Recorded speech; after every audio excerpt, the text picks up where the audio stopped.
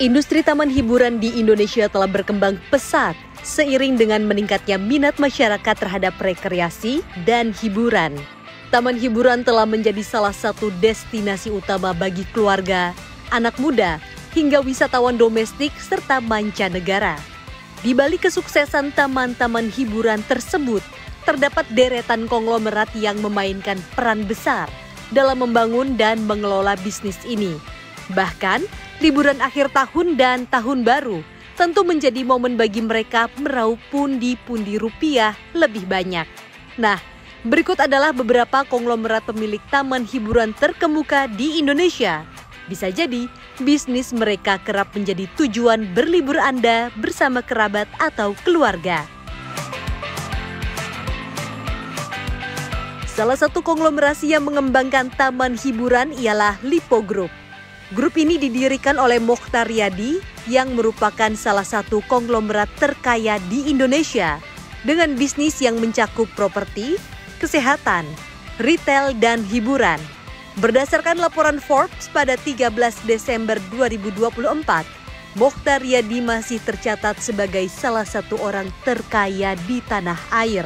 Nilai kekayaan Mokhtar Riyadi mencapai 2,1 miliar dolar Amerika Serikat atau sekitar 33,6 triliun rupiah. Total kekayaan tersebut membuat Mokhtar Riyadi menjadi orang terkaya ke-25 dalam daftar 50 orang terkaya di Indonesia untuk tahun 2024. Dalam sektor taman hiburan, Lipo Group mengembangkan konsep Max World yang menghadirkan berbagai atraksi seperti bioskop, wahana permainan, dan arena hiburan keluarga. Maxbox sebagai salah satu proyek unggulannya terintegrasi dengan pusat perbelanjaan dan menawarkan pengalaman rekreasi yang menyeluruh. Jatim Park Group didirikan oleh Paul Sastro Senjoyo, salah satu pemain terbesar dalam industri taman hiburan di Indonesia. Jatim Park Group mengelola berbagai taman hiburan populer di Batu, Jawa Timur, seperti Jatim Park 1, Jatim Park 2, Jatim Park 3, Museum Angkut, dan Batu Secret Zoo. Dengan pendekatan yang menggabungkan pendidikan dan hiburan, Jatim Park Group berhasil menarik jutaan pengunjung setiap tahunnya. Taman hiburan ini telah menjadi ikon Jawa Timur usai dibangun pada 2000 silam. Paul pernah mengungkapkan awal ide pembangunan taman bermain ini dari perjalanannya di Eropa. Dirinya ingin membangun objek wisata terjangkau, di mana bila Disneyland harus menguras kocek hingga 700.000 hingga 1 juta rupiah untuk sekali masuk. Sementara Jatim Park hanya membutuhkan 100-an ribu saja. Kala itu dirinya menjual saham Hotel Kartika Wijaya dan Hotel Kartika Graha untuk mendanai proyek objek wisata. Ia kemudian membeli perkebunan apel dan jeruk, lalu mengubahnya menjadi sebuah objek wisata bernama Jatim Park. Selanjutnya ada Transcorp, bagian dari CT Corp yang dipimpin oleh Hairul Tanjung. Merupakan salah satu raksasa di industri hiburan dengan jaringan taman hiburan Trans Studio. Hairul Tanjung tercatat sebagai orang terkaya nomor 9 di Indonesia. Berdasarkan laporan Forbes, per 13 Desember 2024 dengan total pundi-pundi harta 83,2 triliun rupiah. Taman hiburan Trans Studio ini hadir di berbagai kota besar seperti Bandung, Makassar, dan Cibubur. Trans Studio lainnya yang ada di Makassar berdiri pada 2009. Adapun Bandung menjadi kota kedua Trans Studio yang beroperasi pada 2011 dan dibangun oleh Trans Property. Mengangkat konsep indoor theme park, Trans Studio menawarkan berbagai wahana kelas dunia yang dikombinasikan dengan teknologi canggih dan berbagai atraksi spektakuler. Secara khusus, Trans Studio Bandung telah menjadi indoor theme park terbesar di Indonesia. Tempat wisata dalam ruangan ini berdiri di atas area seluas 4,2 hektar. Pembangunannya menghabiskan biaya hingga 2 triliun rupiah untuk menyediakan fasilitas yang sangat modern. Kemudian ada Taman Safari Indonesia yang merupakan tempat wisata mengusung konsep alam yang di dalamnya terdapat hewan-hewan liar. Taman safari menawarkan hewan yang mereka miliki dilepaskan dalam alam bebas. Adapun pemilik taman hiburan yang satu ini bernama Jensen Manansang. Ia merupakan direktur Taman Safari Indonesia. Pria kelahiran Jakarta pada 1942 tersebut mendirikan Taman Hiburan Safari pada tahun 1981 di tanah seluas 55 hektar. Berlokasi di area Taman Safari Indonesia Cisarua Bogor. Tempat ini juga telah terintegrasi dengan layanan penginapan Safari Resort. Berbeda dengan tempat wisata lainnya, resort ini menawarkan suasana hutan tropis perbukitan kaki Gunung Gede Pangrango. Pepohonan yang rindang ditambah kesejukan khas pegunungan menjadi nilai tambah untuk kawasan Safari Resort yang menyediakan 50 unit kamar, 23 cottage, 26 karavan, 6 tree house, dan 1 villa hijau. Berada di kawasan Bogor, Mekarsari Taman Buah mengusung konsep bertemakan Argo Wisata. Menurut berbagai sumber, pemilik Mekarsari Taman Buah ialah keluarga Presiden Indonesia kedua, Soeharto. Pada saat ini Mekarsari Taman Buah yang diperkirakan memiliki luas 264 hektar, dikelola oleh putri Soeharto bernama Siti Hutami Endang Adiningsih atau Mimi Soeharto. Wanita kelahiran 23 Agustus 1964 ini juga tercatat sebagai Presiden Golden Spike Pasiryaman Limited. Taman Buah Mekarsari adalah tempat agrowisata buatan yang dibangun untuk melestarikan tanaman buah tropis.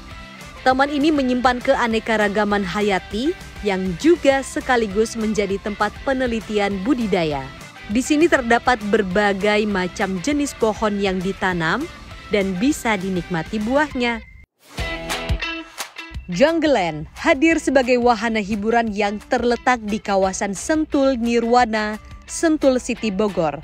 Jungleland Adventure Theme Park memiliki luas area 35 hektar dan merupakan taman rekreasi tematik terbesar di Indonesia. Lokasi ini cocok bagi wisatawan yang mencari wisata permainan seperti Dufan. Ada sekitar 31 wahana permainan yang membunuh kebosanan dari para pengunjungnya. Jungleland ternyata terafiliasi dengan grup Bakri lewat anak perusahaannya di bidang bisnis properti, yakni PT Bakriland Development Tbk. CEO grup Bakri saat ini dijabat oleh Anindya Novian Bakri sejak Mei 2019.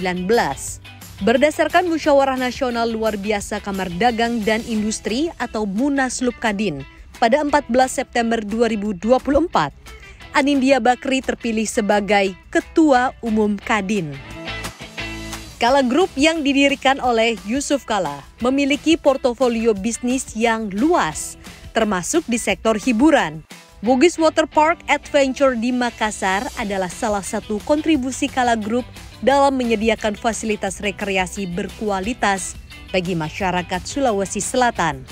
Dengan berbagai wahana air yang menarik, taman hiburan ini menjadi salah satu destinasi favorit di kawasan tersebut. Adapun Bugis Water Park Adventure telah menjadi objek wisata air terbesar di Kota Makassar, Sulawesi Selatan. Di tempat ini terdapat puluhan wahana bermain air yang seru untuk liburan wisatawan bersama keluarga. Kawasan Pantai Indah Kapuk atau PIK menjadi primadona di masyarakat ketika memasuki waktu libur tiba. Sebab banyak masyarakat yang berbondong-bondong pergi ke Pantai Pasir Putih di kawasan PIK 2. Pantai ini terbentang hingga kurang lebih 4 km. Tak hanya menawarkan pemandangan yang indah, kawasan ini juga dilengkapi dengan area pedestrian yang luas serta jalur sepeda. Alhasil, pantai ini cocok untuk wisata santai di pagi atau sore hari. Agung Sedayu Group, salah satu pengembang properti terbesar di Indonesia, telah mengintegrasikan taman hiburan dalam proyek-proyeknya, terutama di kawasan PIK. Adapun pendiri Agung Sedayu Group ialah Sugianto Kusuma alias Aguan. Globe Asia pada 2018 silam mencatat Total harta kekayaan Aguan Sugianto sekitar 970 juta dolar Amerika Serikat atau sekitar 14 triliun rupiah. Urban Park, Water Park, dan berbagai fasilitas rekreasi lainnya menjadi daya tarik bagi komunitas di sekitar area tersebut, sekaligus meningkatkan nilai properti Agung Sedayu Group. Meskipun industri taman hiburan di Indonesia memiliki prospek yang cerah, para konglomerat ini menghadapi tantangan besar termasuk tingginya biaya operasional, perubahan tren hiburan, serta persaingan dari platform digital. Selain itu, pandemi COVID-19 telah memukul sektor ini dengan keras, menyebabkan penurunan pengunjung hingga pendapatan. Namun dengan pulihnya ekonomi dan meningkatnya permintaan akan hiburan luar ruang, industri ini diprediksi akan kembali bangkit. Inovasi teknologi, keberlanjutan lingkungan, dan integrasi dengan sektor pariwisata menjadi kunci keberhasilan di masa depan. Konglomerat-konglomerat ini diharapkan dapat terus berkontribusi dalam menciptakan taman hiburan yang tidak hanya menghibur, tapi juga mendidik dan memberikan manfaat ekonomi bagi masyarakat Indonesia. Tim Liputan CNBC Indonesia.